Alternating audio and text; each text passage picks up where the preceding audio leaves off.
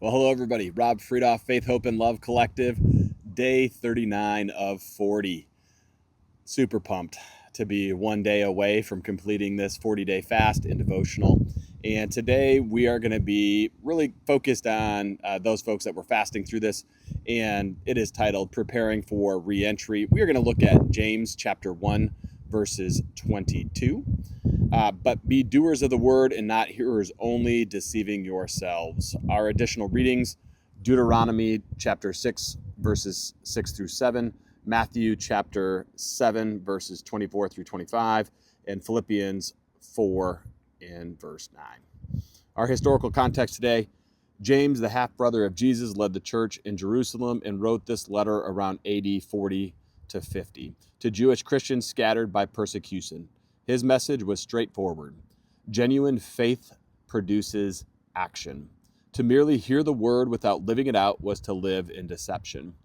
For early believers, this was critical. They lived in a hostile culture where faith couldn't just be private belief.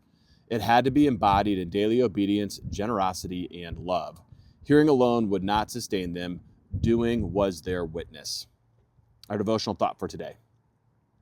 The end of a fast can feel like a return to normal, but God has given us a new normal. These past 40 days have been more than an experience, they've been training. We've built new rhythms, sharpened our hunger for God, and discovered His strength in our weakness. Now comes the challenge of reentry. Will you keep what God has planted, or will you drift back to old habits? The greatest danger after a season of intensity is complacency. But James reminds us that faith is not just about hearing, but about doing. What God has taught you must now be lived. Reentry is not the end, but the beginning. God has formed something in you that He wants to continue shaping day by day. Protect it, nurture it, and walk it out with obedience. Our Spirit-filled challenge.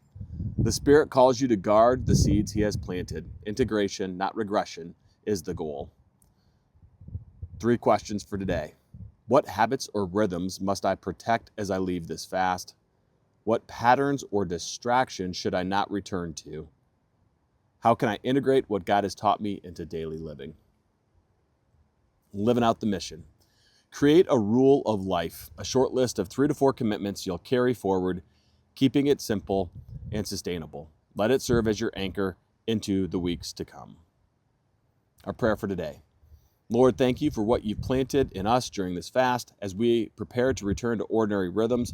Protect the growth we've begun. Help us not to drift back into old patterns, but to walk daily in obedience. Amen.